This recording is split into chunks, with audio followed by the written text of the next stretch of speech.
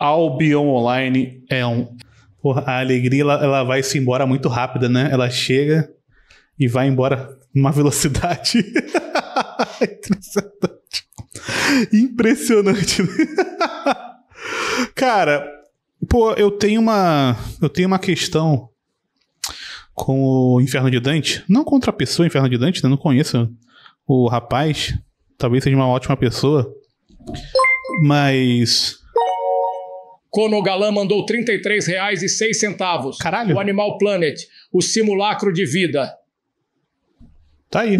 Mas eu acho ele um criador de conteúdo muito inteligente do ponto de vista de que ele conseguiu criar uma maneira de chamar as pessoas para assistir o vídeo dele pela thumb e pelo título, e depois ele só faz um resumo do que se você não assistiu, e é isso, tá ligado? Então ele é muito inteligente nesse ponto, na questão, como é que eu posso dizer, a questão marketing. Qual a boa? A boa é que o Mengão ontem só não fez 10-0 porque... mas vamos lá então. Vamos lá. Primeiro... Dart mandou R$13. Caton. Muito obrigado. Muito obrigado, Aurélio. Muito obrigado, com o Galã. E Dart mais uma vez. Vamos lá então com... Inferno de Dante, como criar um universo? Se você está assistindo pelo corte, se inscreve aí. Só apertar um botãozinho. Vai ficar no meio de todas as coisas que você assiste aí, aos seus vídeos de comida, vídeos de carro, vídeos de mulheres dançando. Vai também ter um VSzinho aí pra você quiser quebrar um pouco aí a rotina. Assiste um cortezinho do VS. Se inscreve. Se você quiser ter acesso a conteúdos exclusivos ou também ter acesso antecipado a novos conteúdos, também considere fazer parte do conteúdo líder se tornando um membro. E vamos lá, vamos ver o que o nosso amigo Inferno de Dante tem a dizer, porque eu não sei nem qual que é o assunto dessa vez, porque eu não vi a thumb, né? Então vamos lá. Quando o assunto são obras que é Tolkien, né? Claro. Não sei nem porque eu... trabalham o fantástico, o fora do ordinário, até mesmo o mágico. Um dos pontos mais fortes que essa obra tem que ter é um universo rico e abundante. Como, por exemplo, se a gente pegar Star Wars, a trama dele é muito legal, os personagens são muito legais, mas o que realmente dá aquele algo a mais é o seu universo. A questão dos planetas, dos Jedi, da força, do lado negro, os Sith...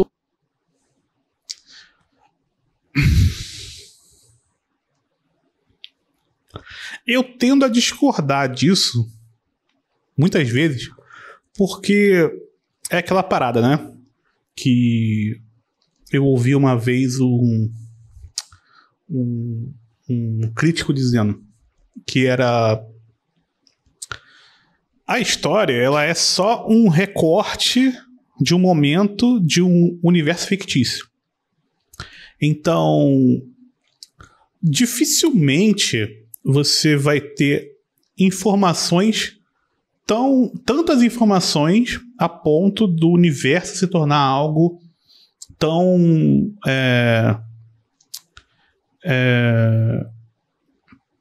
tão importante, né, nesse nível.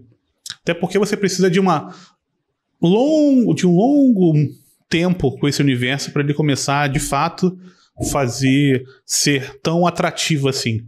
Então, o que te traz para isso primeiramente, vão ser os personagens, né? Vai ser uma narrativa, vai ser uma coisa que vão te chamar a atenção. E aí, posteriormente, o universo pode te deixar lá. Tipo, depois que você viveu aquilo, você fala, pô, esse universo é muito interessante, queria saber mais sobre ele, e aí você vai atrás de outras questões. Mas dificilmente vai ser o ponto de partida.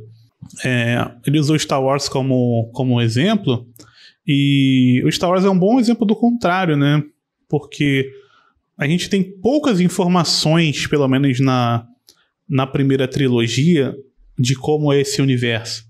A gente tem um recorte bem curto, bem pequeno ali. Por mais que a gente veja ele viajando pelos lugares, mas a gente não tem muito conhecimento sobre aqueles lugares. A gente só tem o conhecimento que ele tem. Então é bem mais contido. Então eu tendo... eu entendo o que ele está querendo dizer, mas eu tendo a discordar. Todas essas coisas fornecem informações e mostram para o telespectador o quão grande é a obra que ele está assistindo. É como se realmente, por algumas horas, estivéssemos totalmente imersos em um mundo completamente novo na qual não sabemos nada. Essa foi a grande magia que atravessa gerações até hoje. E criar universos é o trabalho mais divertido que existe e ao mesmo tempo que é o mais difícil que existe. Porque para mim, a única característica vital que todo universo, independente do gênero, tenha que ter, é que ele funcione sem a necessidade do protagonista. E quando o assunto é o universo e o world building, que é o desenvolvimento desse universo, esse sempre foi e sempre será um dos carros-chefes dos animes e mangás, marcado muito pelos clássicos. Pô, essa frase é muito ruim, porque tirando o... se o protagonista for o deus daquele mundo, qualquer universo funciona sem o protagonista. Não faz sentido essa frase. Tipo, eu sei de onde ela vem, mas tipo... essa frase... Cara, é muito bizarro como essas frases parecem fazer sentido e elas não fazem nenhum sentido. Tipo, um bom universo é um universo que funciona sem o protagonista. E aí, como é que eu tiro a prova disso? Como é que eu provo isso?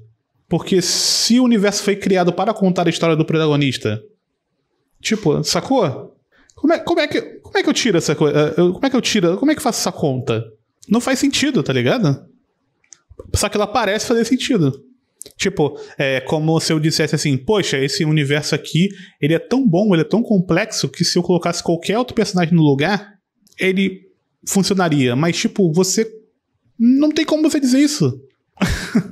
Pelo menos assim, eu acho muito esquisita essa frase. E eu já ouvi essa frase sendo repetida muitas vezes, né? Obviamente. Os Battle Shonen, os famosos animes de lutinha. Quando pensamos em universos amplos, vastos, ricos e que todo mundo... Um vídeo do Inferno de Dante não é resumismo? Calma, é sempre a mesma coisa. O vídeo do Inferno de Dante é sempre a mesma coisa.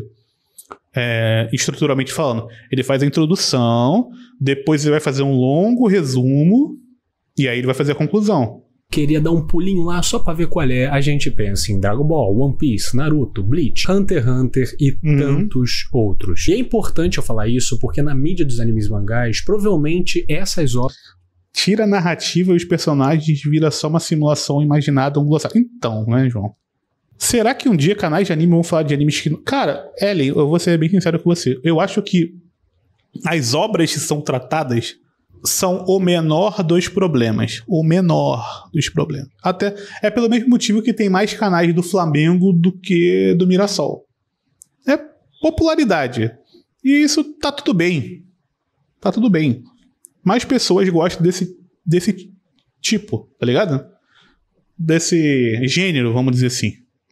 Mas o problema é que quase todos chegam na mesma conclusão. Meio que todo mundo replica as mesmas coisas. E aí não tô falando nem de estética, né?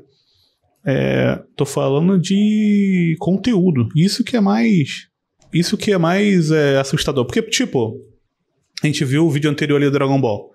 Uma bobagem. Mas eu tendo a gostar mais desse tipo de vídeo, por mais que eu não concorde, do que do cara resumindo por 40 minutos a saga do Cell que eu assisti diversas vezes. Seria top se você pudesse assistir novelas da Globo, ia sair muitas pedradas, ainda mais as antigas. Monstro, nós assistimos em live Malhação ID, estamos assistindo, tá? Só que não conseguimos assistir no YouTube, apenas na Twitch, porque o YouTube taxa. Então, sexta-feira aí, geralmente, a gente assiste por lá. Só colar. Tirando que quase não tô fazendo live sexta-feira, né? Mas, enfim. Obras detêm os melhores. É o do Fiuk, sim. Mas o como criar não é pra falar do melhor. Popô mandou R$15,10. Vídeo Obrigado, pra Popô. ver em 1.25x. Legal, beleza, obrigado. Sim, do exemplo mais fora da caixa. E na minha cabeça... A gente pode fazer esse bem bolado, né? Você pode pagar 30 num vídeo de 1 hora, mas eu vejo de 2x. A gente pode fazer esse bem bolado. Gostei, Popô. Gostei. Dá pra gente fazer. Ah, tá uma merda 2x. Problema seu. Aí é problema seu. Se ficar uma merda, problema seu. Jogou 30 fora. Tá ligado? Muito obrigado. Não há dúvidas que o universo que eu consumi, que se tornou mais fora da caixa, é o de Dororedoro. Uma obra que eu já falei algumas vezes, que é aquela que eu queria ter feito parte de alguma maneira. É uma obra que eu amo tanto, que eu queria estar envolvido com ela de alguma forma, nem que seja para desenhar um tracinho de um lugar que ninguém vai ver. E a minha história com Dororedoro é uma das mais bonitas que tem por aí. Porque quando essa obra lançou sua primeira temporada, lá no começo de 2020, eu fui um dos muitos que foi capturado por aquela proposta, por aquele estilo, por aquela estética. E Dororedoro pra mim foi até um pouco revolucionário, porque acabou com o meu preconceito de animes em 3D, já que o famoso anime em 3D foi o responsável por muitas obras não fazerem sucesso aqui no ocidente, como Berserk, Kingdom e Ajin. Mas Dororedoro, por mais que utilize o recurso do 3D, o CGI faz isso muito bem. E depois de muito tempo, literalmente... Vou ter que te corrigir, tá, Inferno de Dante? O CGI é só a ferramenta, tá? Foi um ser humano que fez. Dito isso, muito bom Dororedoro. Nesse ano, eu decidi que a minha primeira coleção de mangás seria de Dororedoro. Então foi uma saga pra achar todos os volumes. Ah, mas Hoseki no Kuni ninguém assiste, ninguém assiste, né? Mas foi a nossa galera que assistiu, né? De viajar pra loja de mangá pra ver se tinha ou não tinha. E hoje em dia ela se encontra completa do volume 1 ao 23. Legal. E eu amo ela de paixão. E hoje iremos falar, obviamente, do universo dessa obra genial. E esse vídeo aqui vai ter... pensei que era Senhor dos Anéis, mas não, é Dororedoro, legal. Alguns spoilerzinhos, mas nenhum spoiler grande que vai afetar a sua experiência. Só aquele famoso spoiler do... É aquilo, né? Pra você que estiver talvez assistindo pelo corte, começou a resumir... A gente vai aumentando a velocidade. Beleza? O pessoal da live também, que tá aqui ao vivo também, né? Bem, pra te incentivar começou a o resumo ou até mesmo ler o mangá. Se eu for indicar, leia o mangá, porque a arte é incrível. E a escrita da genial Kyu Hayashida mais ainda. Então, bora que bora. Pra eu começar dando um contexto de como o universo de Dororedoro funciona, eu acho fundamental a gente dar uma bisoiada no primeiro capítulo da obra. É considerado por muitos um dos melhores capítulos de introdução que já existiu em uma obra, porque ele literalmente por muitos apresenta tudo o que você precisa saber para continuar. O capítulo começa com literalmente um jacaré humanoide mastigando a cabeça de um cara. E o que parece ser o parceiro do cara que está sendo devorado sendo rendido por uma garota humana, aparentemente. Então vemos a visão do cara que está na boca do jacaré. Um ser saindo de dentro dele e falando não. Não é você. O companheiro dele consegue se soltar da garota, então ele tenta atacar com o jacaré com uma espécie de fumaça saindo do seu dedo. E quando essa fumaça vai acertá-lo, aparentemente não tem efeito algum. Então vemos esse cara reagindo a isso e vendo que isso é muito improvável. Era pra funcionar. A garota que tava rendendo ele pega o seu dedo como se fosse nada e o quebra como se não fosse nada. E logo depois disso dá um puta chute na face desse rapaz. Então o jacaré gigante pergunta pro cara... Então, isso aqui é o que me mata. Isso aqui é o que me mata. Pô, sério? Aqui. Quando ele pega o seu... Isso aqui é inacreditável. Ó. Isso é muito improvável. Era pra funcionar. A garota que tava rendendo ele pega o... Ele leu o balão... seu dedo como agora ele vai descrever os balões. Nada. E logo depois disso dá um... E depois ele vai descrever de novo, cara. Eu falo, toma um chute na cara. Hora Extra mandou R$18. 1-2. Muito obrigado, Hora Extra. Aqui, né? Aqui é a prova da velocidade de reprodução. Vai pra 1,25. A gente vai dando chance. Puta chute na face desse rapaz. Então o jacaré gigante pergunta pro cara que ele acabou de devorar a cabeça o que o cara de dentro de mim disse. E o homem responde, ele disse, não é você. O jacaré parece feliz com a resposta e aparentemente desembanha uma faca, para que na próxima página ele seja esquartejado em vários pedaços com uma velocidade perturbadora. Então, você não me... Existe algo interessante a ser dito sobre como a introdução... Como é que é? sobre como a introdução no meio de uma cena que deveria ser confusa acaba servindo para criar intriga. Porque muita coisa é comunicada nessa promessa de tom, mas aí ele precisaria explicar o efeito ao invés de resumir a cena. Então. Porra, travou, hein? Esquartejado em vários... O que aconteceu? Tem que baixar a qualidade? A internet tá chorando? Eu baixo a qualidade, não tem problema não. Pedaços com uma velocidade perturbadora. Eu já li a Scan do Beyblade. Então, você não me serve pra nada. Porém, a mão decepada do homem tem um último movimento como se fosse uma ação de emergência e solta aquela fumaça esquisita, com o jacaré se referindo à mulher como Nikaido. Aparentemente, esse é o nome dela. Então, o cara que tinha acabado de ser chutado pela menina, uma porta aparece debaixo dele e logo se fecha. Essa porta foi feita pela fumaça daquela mão decepada. O jacaré fica frustrado que ele conseguiu escapar. Mas a mulher não parece se importar muito e fala pra ele só colocar a máscara dele. Ele coloca a máscara e... Todo mundo merece uma segunda chance, o... Mano, tartaruga. Mas, pelo visto... Nem todo mundo aprende. Fica, porra, que merda que aconteceu, caralho. E ela fala... Cara, esse mangá é muito bom, velho. Muito bom. Como você pode ver aí nos quadros narrados. De qualquer forma, é a primeira vez que vejo um deles revelando uma porta. Então temos o primeiro gostinho pra entender esse cenário. No outro lado daquela porta fica o mundo dos magos ou feiticeiros. Usando suas habilidades especiais, eles podem criar essas passagens e os conectam com o hole, ou o buraco, a cidade que vivemos. No caso, essa da imagem é o buraco. De vez em quando, alguns aparecem pra testar suas habilidades. Então a garota fala pro jacaré se animar que hoje tem gyoza. E com eles andando por esse lugar chamado buraco, diz ali que cada vez aparecem mais pessoas com marcas deixadas pelos feiticeiros, pelos magos. Eles estragaram o buraco para sempre com a sua maldita magia. Então o jacaré para e encara um corredor. Nikaido pergunta o que foi Kaiman, com a gente sabendo que esse é o nome dele. Você ainda tem perguntas sobre esse corredor? Obrigado, Sorogano. Foi aqui. Você é um amigo. Esse é o único lugar que me lembro de ver antes de perder a memória. E encarando o corredor, aparentemente aparece uma silhueta no fundo dele. Quem era o cara que estava parado ali naquele dia? Ele era o cara que procuro e quero matar? Ele é o mago que transformou minha cabeça nessa coisa horrível, no caso, a cabeça. Eu falei, ele é gênio da bola. Ele dá um contexto, ele fala por 3 minutos sobre alguma coisa, depois ele só resume e depois ele vai dar a conclusão. Que é, pô, viu? O universo é muito bom. Você ficou comigo aqui 40 minutos, eu te resumi tudo, viu? Muito bom. Gênio da bola. Cabeça de jacaré. E o cara que tá dentro de mim? Por acaso ele sou eu como era antes dessa magia? E por que a magia não me afeta? Ah, se eu pudesse recuperar a memória. Nikaido então fala pro Kaiman que as coisas vão melhorar quando eu tiver de barriga cheia. E apesar de que há poucos minutos atrás eles literalmente esquartejaram o cara, eles dois não parecem se importar nem um pouco com isso. Parece algo normal e banal. Então vamos para o mundo dos feiticeiros, onde vemos aquele garoto que foi salvo, passando por uma espécie de ritual de botar um ovo numa mistura e rezar para que com isso, aquele cara que morreu pro Kaiman seja revivido. Ele pede perdão por seu parceiro que morreu e entra em uma porta misteriosa. Dentro dessa porta vemos um cara bizarro, uma espécie de Morton Joe, um garoto perguntando se ele pode falar com ele, se referindo a ele como An-san, enquanto ele cultiva uma plantação de cogumelo. Fujita, que é o nome do garoto que foi salvo. Você tinha saído com o Matsumura pra se exercitar. E nada do falar do universo? Não, ele tá falando do universo, pô. Tem o mundo dos magos. Já ouvi a notícia. Não me diga que foram mesmo aqueles seres do buraco que o mataram, com a gente sendo introduzido pra esse personagem intimidador e bastante perigoso. E no final do capítulo voltamos mais uma vez pro buraco, onde Nikaido serve para Kaiman uma porção de gyozas e ele com a maior felicidade. Porra, que gyozinha? Com essa sendo uma cena até que bem sublime.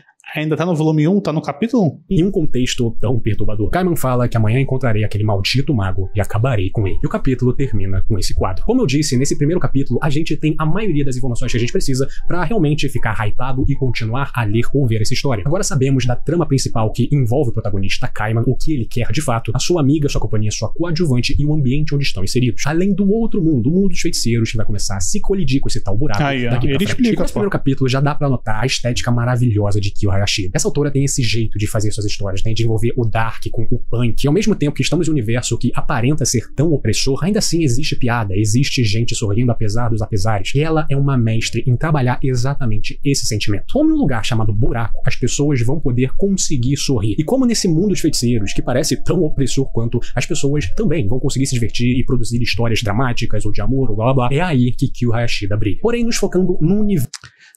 Mas e se removesse o Kaiman? Porra, boa pergunta, tá? Boa pergunta. Pô, eu queria muito que ele respondesse. Versus Duradouro. Eu acho bom separar alguns setores. E por que não? Vamos começar pelo buraco. Essa frase não tem duplo sentido, vai se tratar. O buraco é esse mundo onde Kaiman e Nikaido vivem. Ele tem esse visual industrial, brutalista, sujo, decadente. Esse lugar tem uma vibe de uma cidade cyberpunk que passou por um apocalipse. E esse é o mundo dos humanos. É um lugar pobre e ameaçado, porque a gente já viu lá no primeiro capítulo que os feiticeiros costumam fazer isso. Ir para o buraco para testar suas magias. E quando a gente vê o An-san falando com Fujita, é exatamente isso. Vocês foram pro buraco para se exercitar. Ou seja, o buraco buraco é usado pelos feiticeiros como uma espécie de laboratório de experimentos. Eles vão testar as magias deles nos humanos, nos seres ditos inferiores. Por causa disso, a mentalidade das pessoas do buraco, ela é bem niilista. De maneira que a maioria das pessoas não tem perspectiva que vai haver uma melhora. Elas meio que aceitam que Isso não é niilismo, mas beleza, vamos lá. Essa é a batalha perdida, bora.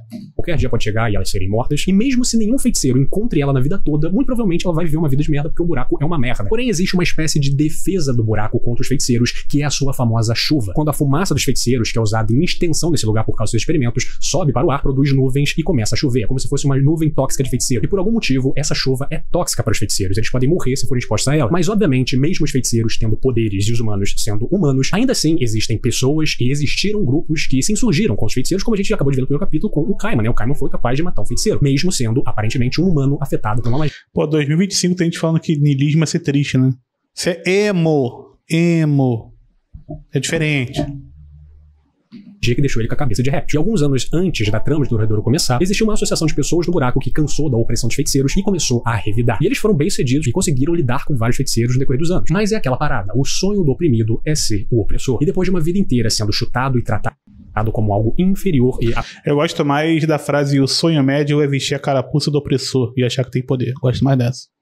Apenas como experimento para a magia dos feiticeiros, esses caras canalizaram uma raiva tão grande contra esse grupo de pessoas que eles começaram a caçar qualquer um que tivesse contato com os feiticeiros. Então, obviamente, que se tratando de uma série seinen como Dorredouro, nada é tão preto e branco. E não é todo feiticeiro que ia pro buraco, que era um filho da puta e matava todo mundo. Tinham aqueles que viam beleza nos humanos, encaravam ele como normais e até mesmo constituíram família com essas pessoas, gerando pessoas mestiças, né? Meio humano, meio feiticeiro. Mas para esse grupo que existiu no passado, eles eram a mesma coisa e eles caçavam todo mundo, até que em determinado momento eles acabaram. Porém, se tratando de um lugar horrível como esse, onde todo mundo tem que aceitar morrer no dia seguinte, é natural que pra amenizar esse sentimento, eles tentem se distrair de alguma maneira. E isso é muito maneiro em Dorredouro, porque o buraco é tão zoado, é tão merda, que até em ocasiões extremamente perturbadoras, a galera é tão fodida que ela consegue se divertir. Porque uma vez por ano existe a chamada Noite dos Mortos-Vivos, onde por causa de fenômenos com a magia, chuva tóxica, o caralho, uma vez por ano, todas as pessoas que morreram ressuscitam dos seus túmulos e têm que morrer de novo. Mas então, por que as pessoas então do buraco não são cremadas ou algo do tipo? Porque a Noite dos Mortos-Vivos é pura diversão, brother. É um momento onde a galera pode matar um bando de zumbi e relaxar um pouco dessa vida tão sofrida que eles têm. Isso é muito legal, é um trabalho até mesmo antropológico incrível. Porque um autor, vendo esse universo, tem que pensar, cara, como essas pessoas podem se divertir? Elas podem se divertir de maneira normal, se reunindo com amigos e jogando jogos, ou indo pra festas e coisas do tipo, mas a sociedade é tão... Cara, vamos lá. antropológico incrível. Porque um autor, vendo esse universo, tem que pensar, cara, como essas pessoas podem se divertir? Elas podem se divertir de maneira normal, se reunindo com amigos e jogando jogos, ou indo pra festas e coisas do tipo, mas a sociedade é tão zoada e tão oprimida que eles não teriam esses sentimentos. E como eu falei antes, o desejo das pessoas que só apanham é pelo menos conseguir revidar uma vez. E é isso que elas conseguem ter nessa tal Noite dos Mortos-Vivos. Mas não é por isso que os humanos também só se divertem de maneiras perturbadoras e não usuais. Por exemplo, tem um capítulo bem icônico, né, da partida de beisebol, e eu tenho a minha teoria pessoal que Jakutami viu esse capítulo do beisebol e decidiu copiar e fazer um capítulo de beisebol em Jujutsu Kaisen. Mas de qualquer maneira, que legal, né? Eles vão jogar beisebol, um esporte normal, mas eles vão jogar literalmente um estádio feito onde era a ex-praça de execução pública dos feiticeiros, lá na época daquela associação que caçava feiticeiro, lembra? Então, quando o Kaiman mete um home run, ele literalmente estoura o cadáver de um feiticeiro. Ele... Nossa! Jujutsu Kaisen imitou o beisebol, esse esporte que ninguém joga no Japão. Que estava exposto desde aquela época. Sempre tem que ter um quê de perturbador. Esse esporte é underground no Japão. Normal, porque Dorredouro é o caos. Inclusive o nome Dorredouro não tem uma tradução exata para o português. Ficaria algo como da lama para o lodo, o que já expressa esse sentimento, né? Da lama... É uma expressão, cara. Pro lodo, do lugar merda para outro lugar mais merda ainda. Ou seja, essa é a pegada desse universo. Mas agora vamos pular para o mundo dos feiticeiros, né? O mundo paralelo ao buraco, onde esses seres com magia habitam, que parecem ser... Que susto, porra! Alô? Que bom que você chegou agora. Me assustou agora. Agora eu vou te assustar. Toma. Ah, não. Quer fazer gracinha? Agora chora aí. Ah, não! Não são. Eles são biologicamente diferentes dos humanos. No corpo deles, eles têm uma espécie de bolsa de magia que produz aquele pó preto, que isso é o dedo dos caras, além de um tumor demoníaco do tamanho de uma colher que fica no cérebro dos feiticeiros e que aparentemente ativa essa parte de poder mágico que eles têm. O mundo dos feiticeiros, ele é mais bonito que o buraco, tem mais variedades, por exemplo, florestas e coisas do tipo, que é impossível ter no buraco. Porém, pra conseguir explicar esse lugar, a gente tem que saber um pouquinho da história e como ele tá Então tem o mundo dos magos, que é foda, tem o mundo dos outros que é fudido. Entendi, parece ter uma ligação aí. conectado com o inferno e os demônios, que são uma parte grande dessa obra. Existe um personagem em Dorohedoro chamado Tidaruma, e ele é como se fosse o rei dos demônios, o demônio dos demônios, e foi ele que criou o mundo dos feiticeiros. E ele fez isso porque ele sabia que os feiticeiros, em algum momento, iriam popular o inferno. Então, para impedir isso, ele criou esse mundo para eles ficarem aí. E como você deve estar vendo nas imagens, a cultura e religião do mundo dos feiticeiros é venerar os demônios, venerar o inferno e temer eles também. E isso é muito maneiro porque produz uma sociedade com valores invertidos da nossa, já que a maior parte da nossa civilização, principalmente ocidental, tem valores da igreja, católicos, evangélicos, enfim, mas o mundo dos feiticeiros, que venera os demônios, que tipo de valores eles vão ter? No começo desse mundo, os feiticeiros, eles se matavam à torta à direita, era uma chacina todo dia. Porém, um certo feiticeiro entrou em cena, tomou as rédeas daquele mundo e falou: agora todo mundo fica pianinho nessa porra. Esse cara, ninguém mais nem menos do que aquele tal de Enel. Ih, calma aí, tá chovendo, calma aí. Pode assistir, guerreiro, deixa. A gente viu lá no primeiro capítulo. Esse é o rei do mundo dos feiticeiros. E ele conseguiu impor alguma ordem a esse mundo inteiro, e por isso ele é meio que parceiro do Tidaruma. Porém, ainda assim, o mundo dos feiticeiros continua uma sociedade violenta, onde morte é algo completamente banal. E isso eu acho muito interessante. Porque no buraco, morte é algo banal e sem tanta importância, porque como eles são oprimidos diariamente pelos feiticeiros, eles têm que se acostumar. Porém, no mundo dos feiticeiros, morte é algo banal porque faz parte da religião de venerar os tais demônios. Então se torna algo cultural. É a mesma coisa que, sei lá, rezar. Porém, o que torna pra mim o mundo dos feiticeiros muito interessante é a segregação que existe entre eles. Um feiticeiro é definido por duas coisas: pelo seu poder, que basicamente é a sua habilidade, é igual, sei lá, os quirks de Boku no Hero, onde você tem, sei lá, poder de cura. Porém, o fator verdadeiramente importante para definir se a pessoa é um feiticeiro de elite ou não é a quantidade de fumaça que ela consegue produzir. E quem não consegue soltar grande quantidade de fumaça é basicamente um humano vivendo no mundo dos feiticeiros. É oprimido de maneira praticamente igual. Pelo santo amor de Cristo, caralho! Agora, vamos falar o nível técnico aqui? Vamos. Dorohedoro é muito mais simples do que Boku no Hero Academia. Muito mais. Sim. Ele é muito mais simples. Só que como ele é Dark, do mal, aí ele é foda. Sim, até porque boa parte da ideia da Hayashida era que ela tinha que fazer um mangá que acabasse a qualquer momento em 4 capítulos, porque a revista dava pra falir. E ela faliu durante o Dorohedoro, inclusive. Papo reto. E essa galera é literalmente a maioria das pessoas que mora no mundo dos feiticeiros. E diante dessa marginalização de grupo de pessoas, obviamente que alguma hora elas iam se juntar. Mas assim, Fernando de Dante, você falou que o universo, como criar um universo bom. Basicamente, ela fez um upside down do nosso universo. Tá ligado nisso, né? Não tem muito mistério aqui. Então tu vai falar isso, né? Tenho certeza. Veja bem. Suas organizações. Dorohedoro não passou por 2 revistas. Passou por 3 revistas, porque a segunda faliu também. Caralho, então... que poder. Que poder foda.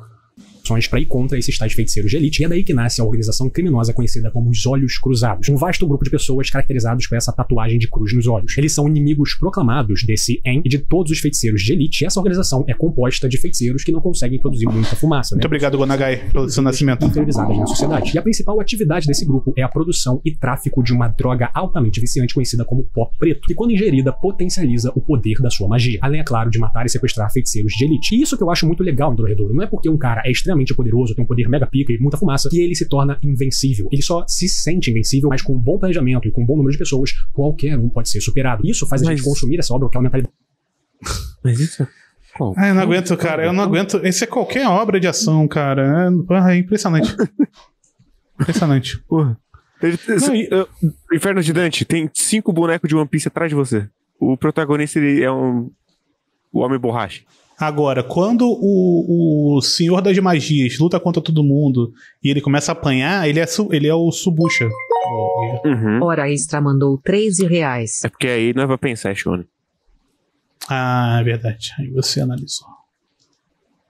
Muito obrigado, Hora Extra. De que ninguém tá salvo, mesmo os personagens mais poderosos. E a vida desses feiticeiros de elite, mega poderosos, com poderes únicos e uma imensa quantidade de fumaça, também não é fácil não, amigo. Porque muitos deles são ludibriados ou sequestrados e servem como uma fonte... inclusive ele falou que o Dorohedoro é cyberpunk. De energia para suprir certos objetos e mecanismos que precisam de fumaça continuamente. E uma ocasião que melhor demonstra isso é o evento conhecido. Eles usam fumaça, o Inferno de Dante. Tem um termo pra isso aí, quando é fumaça e punk. Para o React mandou R$11. Isso. Tu ouviu o nome? Para o React com carinho vai tomar. Ai, caralho. Vamos lá, vai. Como a Noite Azul. Um grande evento no mundo dos feiticeiros já acontece uma vez a cada 4 anos e é feito para os feiticeiros encontrarem seus parceiros. Afinal, a maioria dos feiticeiros atua em dupla. E nessa sociedade, um feiticeiro solitário é um alvo facílimo. Então, como eu disse antes, nesse momento, feiticeiros extremamente poderosos podem ser pegos de surpresa por outras pessoas com bom planejamento e serem forçados a assinar um contrato que vai fazer com que eles se tornem duplas por pelo menos 4 anos. Afinal, se o feiticeiro meio merda consegue se juntar de maneira forçada com o feiticeiro de elite, ele tá basicamente feito. E é claro que se tratando de... Eu acho impressionante que os títulos é Como Criar um Universo e ele só narra uma história. É impressionante. Ele não diz um porquê. É só tipo... Calma, tá chegando. Tem uma marcação ali. Tem, pô, que vai ser o próximo resumo. Os demônios, depois vai ser as máscaras, depois vai ser conclusão e encerramento. Entendi. E, inclusive, vamos para a próxima parte, então vamos para 1,75. Cada nova parte a gente vai aumentar. Mundo mágico teriam aqueles lugares feitos pra galera, né, saber mais sobre magia e ter mais controle sobre a magia, né, a famosa escola de magia. E no caso em Dorredouro é essa que temos aí, né, uma Hogwarts deturpada pra caralho, e dentro dela só tem absurdo, nem vale a pena começar a falar dela aqui. Um outro fator desse universo que é extremamente presente em Dorredouro são os demônios, seres que residem o chamado inferno, que é pouquíssimo explorado de propósito. Eu acho que a autora viu que se ela perdesse muito tempo aqui, um ambiente extremamente vasto, onde ela podia criar qualquer coisa, a história principal não ia andar tanto, então ela nem decidiu mexer tanto. Porém, os pouquíssimos momentos que vemos o inferno ser trabalhado, geralmente são histórias bônus que aparecem no fim de cada volume, na qual vemos que os demônios são muito maiores que os humanos aqui no inferno. E a gente vê, por exemplo, o demônio pegando um punhado de humano e vomitando, o outro demônio botando todo no liquidificador e batendo, e depois eles alegremente juntos, como se tivessem um piquenique nesse antro de loucuras que é o inferno de Dorredouro. Porém, lembra daquele Shidaruma? Ele é considerado o único demônio puro de fato, o único demônio de verdade que existe. Todos os outros demônios foram transformados pelo Shidaruma em demônios por serem feiticeiros de elite, extremamente fodas e bem recomendados, e que se submeteram a um teste específico. E o teste pra se tornar demônio é um negócio que eu gosto muito em Dorredouro, porque pelo teste inteiro o feiticeiro tem que utilizar uma armadura extremamente pesada pra fazer com que o corpo tenha força suficiente pra aguentar ser um demônio. Nesse teste, em algum momento, ele tem que cuidar dos morcegos gigantes que habitam as igrejas satânicas, e eles são seres que têm que ser manipulados com bastante cuidado, porque qualquer pelinho cagar na armadura, ele vai arrancar a cabeça. Também é uma forma de agilizar o processo, que é comer carne de demônios mortos, exatamente isso que eu ouvi. Além de que a reta final desse teste é não utilizar a fumaça, não utilizar seus poderes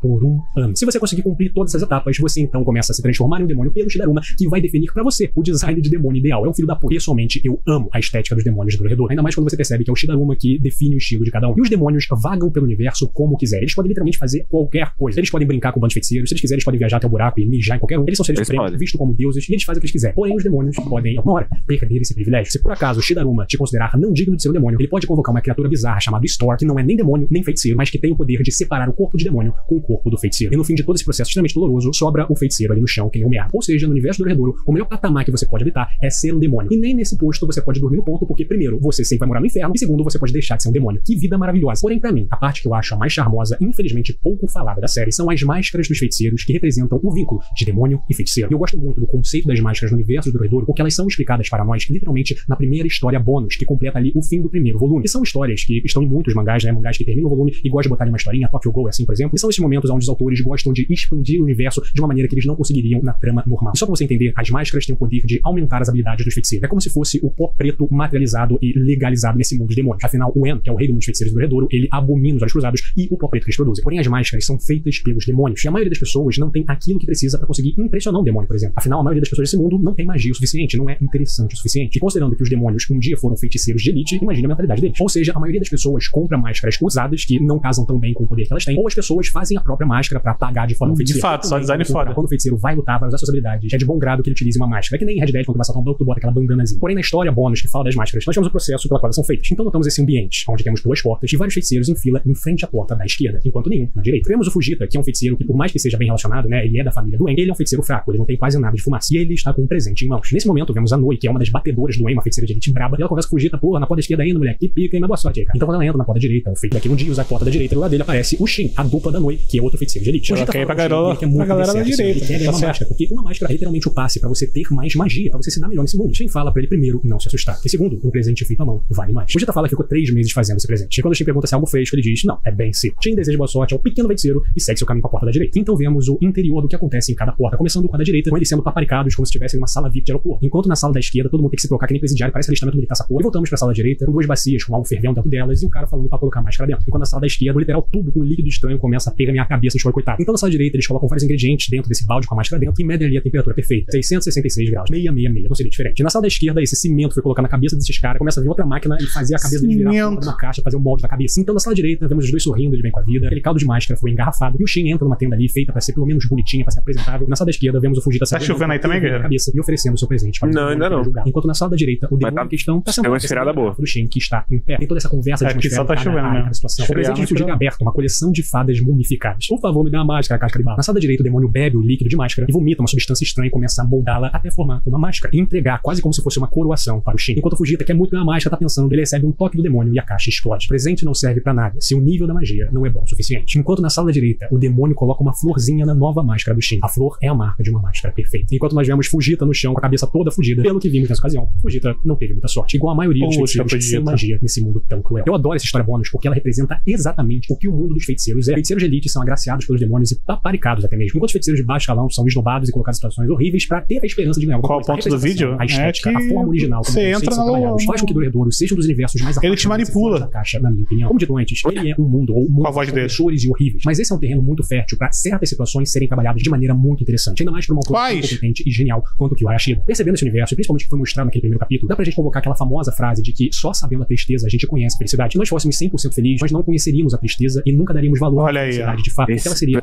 não, mentira. Não, é mentira. Mentira. É isso. Você tem que sofrer. Você tem que sofrer.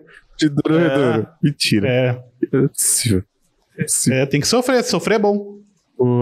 E é por isso que o momento. Calma aí. Eu vou até voltar aqui, porque finalmente tem alguma coisa que aconteceu.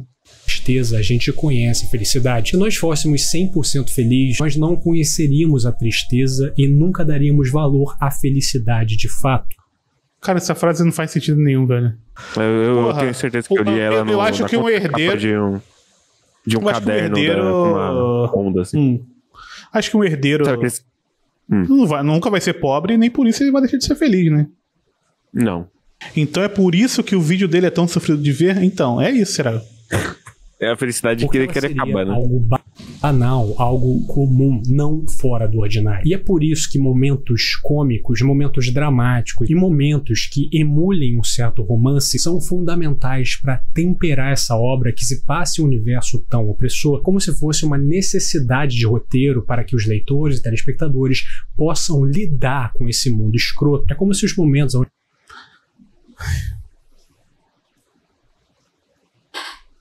cara, muito difícil, velho. Porra, papo reto mesmo.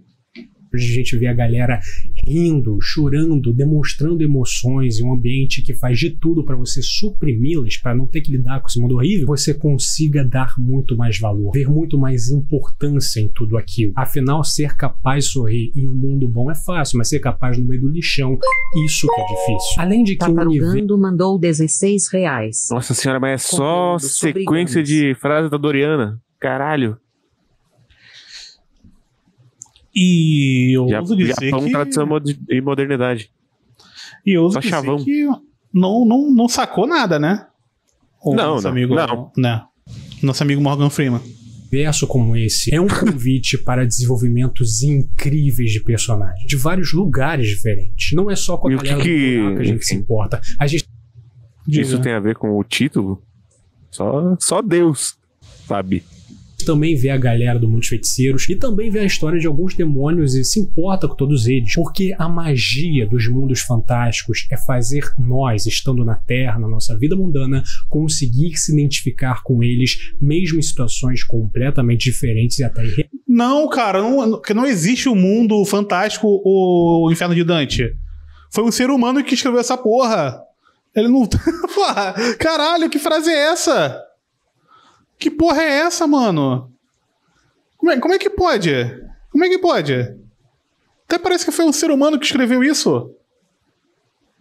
reais. Esse é o grande poder que muitas obras entendem e outras muitas obras esnobam. Além de que nesse vídeo eu nem perdi tanto tempo falando sobre os poderes de cada feiticeiro e o quão fodas e diferentes eles são e como eles influenciam e representam cada personagem, porque isso eu quero que você descubra lendo ou vendo essa obra. E considerando que há um tempo atrás tivemos a confirmação de que a segunda temporada de Dorohedoro está vindo, confirmado pelo Estúdio Mapa, considere esse vídeo um incentivo para você conhecer essa obra. Se você chegou até aqui, meu muito obrigado. Cheguei. Sempre, curta, de nada. De nada. Se inscreva no canal, isso me ajuda demais. Se tiver pelo seu lado, dê uma hypada para ajudar o algoritmo. Um agradecimento especial para Guilherme Paiva, Alisson Rodrigues.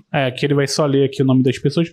Muito obrigado pelo vídeo, tá, Aurélio? Peço perdão aí, porque não tem muito o que acrescentar quando o amigo tá só resumindo o que tá literalmente lendo os balões, né? Então não tem muito que a gente possa acrescentar.